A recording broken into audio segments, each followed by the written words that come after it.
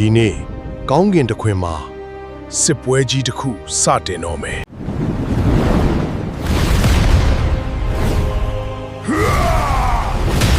Hello မဲမင်္ဂလာပါဒီနေ့ကကျွန်တော်ရဲ့မောင်နှမတွေကိုကျွန်တော်က Google Flow AI မှာ character ဘယ်လိုလုပ်မလဲဆိုတာပြောပြပေးမှာဖြစ်ပါတယ်အရှင်ကဆိုလို့ရှိရင်ကျွန်တော်တို့က video တစ်ပုဒ်ထုတ်တော့မယ်ဆိုလို့ရှိရင်ကျွန်တော်တို့ရဲ့ character တွေကိုကျွန်တော်တို့က upload လုပ်ရတယ် refer လုပ်ခိုင်းပြီးတော့မှ video ပြန်ထုတ်ရတယ်အဲ့ဒါကတခါလေးရုံးမတူတာတွေနည်းနည်းအဆင်မပြေတာတွေရှိတာပေါ့ဗျာအခုက Google Flow AI မှာက character ထည့်လို့ရတဲ့ future တစ်ခုပါလာပြီဆိုတော့အဲ့ဒီ future လေးကိုအသုံးချပြီးတော့ကျွန်တော်တို့ video တွေမှာကျွန်တော်တို့လိုချင်တဲ့ character တွေကိုဘယ်လိုထုတ်မလဲဆိုတာကိုသိချာကြည့်ပြီးတော့ထုတ်သွားမှာဖြစ်လို့ video အဆုံးထိကြည့်လိုက်ကြရအောင်နော်။အဲဆိုကျွန်တော်တို့က browser ကိုသွားပြီးတော့ Google Flow ကိုရေးချမယ်။ Okay ဆိုအကောင့်ဝင်လိုက်မယ်။ဝင်ပြီးကျွန်တော်က new project နဲ့ရမယ်။ဟုတ်ပြီ။အဲဒါဆိုလို့ရှိရင်ကျွန်တော်တို့ရဲ့ refer ယူမဲ့ပုံကိုထည့်ပါပေါ့နော်။ refer ယူမဲ့ပုံကျွန်တော်ရေးယူလိုက်မယ်။ကျွန်တော် refer ယူမဲ့ကျွန်တော်ရဲ့ပုံပေါ့နော်။အဲဆိုလို့ရှိရင်ကျွန်တော် character ယူမယ် character ယူဖို့အတွက်ကျွန်တော်တို့ကဒီလူပုံစံလေးကိုနှိပ်မှာဖြစ်ပါတယ်ဒီပုံစံလေးကိုနှိပ်လိုက်ပြီးကျွန်တော်တို့ကဒီမှာသူ့မှာ original ပါတဲ့ template ရှိတယ်ဒီ template ကိုတန်းသုံးလိုက်လေရတယ်ဟုတ်နော်ဒီပုံစံ template ကိုတန်းသုံးလိုက်လို့ရတယ်အဲ့တော့ template ကိုသုံးပြီးတော့ထုတ်တဲ့ပုံစံအဲ့တစ်ခုရင်ပြမယ်တော့နှိပ်လိုက်မယ်ဟိုမှာကျွန်တော်သုံးတဲ့ပုံထည့်ပါမယ်နော်ကျွန်တော်ပုံရှိတယ်ညပုံကျွန်တော်ယူလိုက်မယ်ပြီးရင်ကျွန်တော်ကဒီမှာကိုကြိုက်တာရွေးလို့ရပါဘောနော်ကျွန်တော်တော့ row လေးနဲ့ထုတ်ကြည့်လိုက်ပါမယ်โอเคကျွန်တော်တော့တူပါတယ်အဲ့တော့ဒီမှာ character ဓာတ်ပုံရပြီဆိုတော့ body ပုံစံဆိုရင်လည်းဒီ body ကိုလိုက်ပြီးတော့ဒီမှာကျွန်တော်တို့လိုချင်တဲ့ prompt ရေးလို့လည်းရတယ်တော့ကတော့အဲ့ဒီမှာလိုချင်တဲ့ပုံစံတော့ရေးမှာပေါ့နော်အဲ့ပြဒီမှာဆိုလို့ရှိရင်ကျွန်တော်တို့က character info ပေါ့နော်ကိုကဘယ်လိုလူမျိုးလဲဆိုတာကိုအဲ့ချက်လက်တွေထည့်ထားပြီးလို့ရတယ်ကျွန်တော်တော့မလို့ဆိုတော့မထည့်တာဘူးပေါ့နော်ဒါကိုတလန်လုံးမယ်ဆိုမှပဲထည့်ရအောင်โอเคဒါသူရဲ့မတက်ရနေတဲ့ဒါဒီလောက်အရက်နဲ့စုသပ်ပုံနဲ့ဒါကျွန်တော်ရုံနဲ့တော့နည်းနည်းဆင်တယ်သူကတော့ပိုတန်တော့ပေါ့နော်โอเคအဲ့ဆိုလို့ရှိရင်ကျွန်တော်တို့ကပြီးလို့ရှိရင်ကျွန်တော်အတန်ရွေးမှာပေါ့နော်အတန်ရွေးဒီမှာ character နာမည်ပေးရအောင်နော် character နာမည်ပေးမှဆိုတော့ကျွန်တော်ကတက်ဖတ်ရလို့ရှိရင်ကျွန်တော်တို့ကဒီမှာကိုကြိုက်တဲ့အတန်ပေါ့နော်ကိုကြိုက်တဲ့အတန်ကိုရွေးလို့ကျွန်တော်တို့ဒီအတန်ကြိုက်တယ်မှာ preview အတန် Hi there. We're introducing ဒီအတန်ထည့်မှာနော်တကယ်လို့ကိုကအဲ့လိုမဟုတ်ပဲနဲ့ကိုကသူအတန်တစ်ခုစမ်းကြည့်ကြတယ်ဆိုရင်လည်းရတယ်ကျွန်တော်တို့ကအဲ့ဒီမှာဒီတန်ကျွန်တော်ကြိုက်တယ်နော်အတန်စမ်းနာထားမယ် Hi there. Okay Hi there. We're introducing a new တန်ကြည့်တော့ယူလိုက်မယ်တန်ကြည့်ယူကြတယ်ကိုတန်တော့မကြည့်ဘူးပေါ့နော်ကျွန်တော်ကမင်းပါတန်ကဒီကတန်နဲ့ okay အဲ့ဒီမှာတဲ့ and that's with the one and to it ပြင်ဒီမှာကျွန်တော်ဥစုနေလိုက်မယ် okay စာထားရမယ်ဒီနေ့နေတော့စာရတယ်ပြီးလို့ရှိရင်ကျွန်တော်တို့ဒီနာမည်ကိုတော့ပြန်ဖတ်ပေးပါဘောနော် okay အဲ့တော့ကျွန်တော်ဒီကောင်လေးစမ်းကြည့်မယ် Junoga May Uba. okay အဲ့တော့ဒီ character နေလိုက်မယ်အဲ့ဒါဒီ character ရဲ့ပုံစံနဲ့သူ့ရဲ့အတန်ဟာဒါဖြစ်သွားပြီပေါ့နော်အဲ့ဒါဆိုကြတော့ dance ဆိုပြီးမှတ်ထားလိုက်လို့ရပါပြီဒါကျွန်တော် character ပေါ့နော်ဒါကသူ့မှာရှိတဲ့ original template နဲ့ကိုလုပ်ပြသွားတာနောက်တစ်ခုကျတော့ကျွန်တော်နတ်မြင်ပုံစံနဲ့လုပ်ပါပေါ့နတ်မြင်ပုံစံနဲ့လုပ်မယ်ဆိုတော့အဲ့တော့ကျွန်တော်နောက်ထပ် character ထောက်ဝင်မယ်new character နှိပ်မယ် character နှိပ်ပြီးသွားရင်ပုံမှန်တိုင်းကျွန်တော် character တစ်ခုယူမယ်from ကကျွန်တော် ChatGPT မှာရေးရတယ် ChatGPT မှာကျွန်တော်ကနတ်မြင်ဖြစ်ချင်နတ်မြင်ဖြစ်ချင်တယ်ဆိုတော့အဲ့ဒီပုံစံကျွန်တော်ယူမယ်ဒီမှာဆိုတော့ဒီစတိုင်တစ်ခုယူလိုက်ဒီမှာကျွန်တော် Branda Pro နဲ့ထုတ်ကြည့်လိုက်မယ်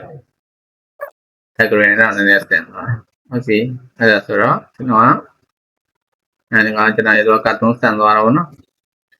နတ်မြင်ဆိုအဲ့ဘာနတ်ရုပ်နဲ့ထွက်သွားအဲ့ဒါကျွန်တော် body ကိုကျွန်တော်ကအဲ့ဒီမှာပဲတက်ယူမယ်ဒီမှာတော့ဒီ outfit ပုံစံပေါ့နော်ဟိုဒီက outfit ပုံစံဆိုတော့ကောင်းပဲပြန်ယူလိုက်မယ်နော်ကောင်းပဲပြန်ယူပြီးတော့ကျွန်တော် body မှာထည့်မယ်ပြီးရင်ကျွန်တော် pro နဲ့ပဲထုတ်မယ် okay body design ဒီမှာကျတော့နည်းနည်း ခုလုံးပုံဖြစ်သွားတော့တိတ်တော့မတူတော့ပေါ့ခါကြတော့မျက်နှာအနီးကပ်ပေါ့နောက်ကြတော့ဒါပြင်ကျွန်တော်အတန်ကိုပြင်မယ်တန်ဆိုဒီကောင်ကကျွန်တော်ဒီကောင်ကနတ်ဆိုတာလည်းကြည့်လိုက်နတ်ဘာတန်နဲ့လိုက်တယ် Hi there. We're introducing a new feature where I can read this aloud. Okay အဲ့တော့တန်ချက်ကြည့်လိုက်မနော်အဲ့ဒါကိုသူကတခြားမစွာနဲ့ပြောအောင်လေးလေးနက်နက်တွေပြောဆိုတော့ကြတော့နာမည်တော့နတ်မင်းလို့တော့ကျွန်တော်နတ်မင်းလို့ပြလိုက်မယ်နားဆောင်မယ်ဒီအတန်ဘယ်လိုနေလဲရှိတယ်ပေါ့နော်ရွေးရတာတော့ဒီမှာသူပေးရတယ်ဘောင်နဲ့ပဲရွေးရတယ်အဲ့ဒီမှာမှကိုလိုချင်တဲ့ဘယ်လိုသုံးမျိုးနဲ့သူကပြောသေးချင်တယ်ဆိုတာပေါ့နော်အဲ့ဒါကိုရွေးရတယ်ဒီမှာချက်နာထားပြီ Ngaga loka songnat minjibe. ဟာလင်းနဲ့တော့မကိုင်းတာတစ်ခုလောက်အောင်ဖြစ်ပါတယ်ကိုင်းတာတစ်ခုကအဲ့ပုံမှန်တက်ထည့်ပါမယ်ပြီးလို့ရှိရင်မိစ္ဆာရဲ့ prompt ကိုယူရမယ်မိစ္ဆာ prompt ကိုယူပြီးတော့ထည့်ရမယ်အဲ့တော့ပဒနာ prompt နဲ့ထုတ်မယ်โอเคမိစ္ဆာပါနော်မိစ္ဆာရဲ့ body ဆိုရင်လည်းအဲ့ဒီ prompt နဲ့ပြန်သုံးကြည့်လိုက်မယ်full body နဲ့ပြတာဆိုတော့လေဟုတ်ပြီဒီတော့ကျွန်တော်အတန်ကိုသွားမယ်အတန်အဲ့တော့အတန်တစ်ခုထည့်ယူလိုက်မယ်အဲ့ဒါသိတယ်နားတော့ယူလိုက်မယ်ဒီတော့ဒီဘက်ကကျွန်တော်အကွဲပြီးတော့ဘိစာတန်ဆိုတော့နာမည်ကဒီတော့ဝန်နာမည်ကနတ်ဆူလောကနတ်ဆူလို့ပြလိုက်မယ်နတ်ဆောက်လိုက်မယ်အဲ့တော့နာမည်ရဲ့နတ်ဆူရပြီဆိုရင်တို့ရဲ့အတန်ကိုယူလို့ရပြီပေါ့နော်အခုလို future လေးပါလာတော့ကျွန်တော်တို့က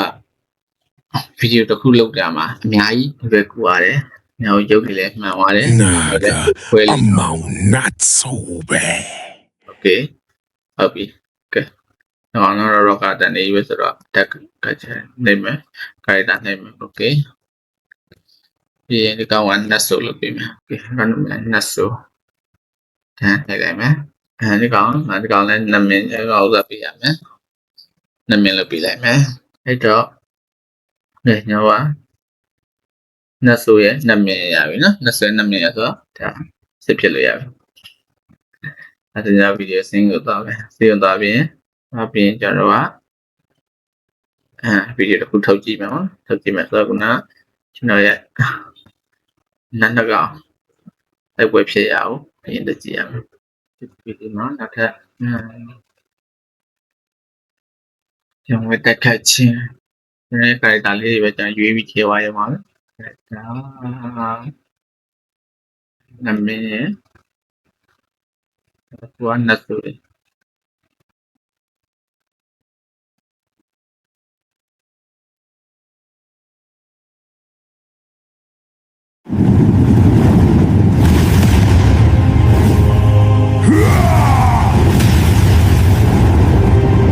ကျွန်တော်ကိုဗီဒီယိုထုတ်နေပါတခါတည်း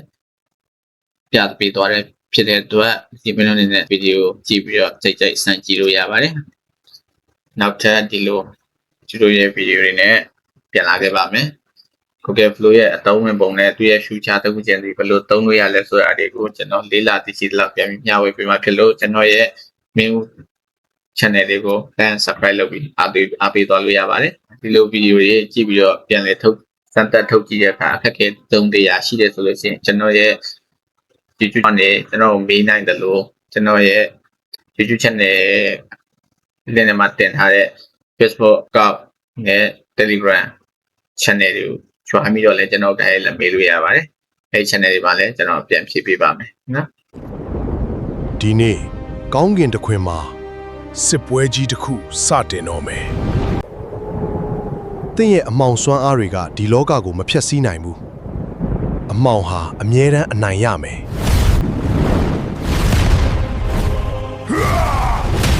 အလင်းနဲ့အမောင်တို့ရဲ့နောက်ဆုံးရင်ဆိုင်မှုကတော့ပြတ်သုံးသွားစေရမယ်။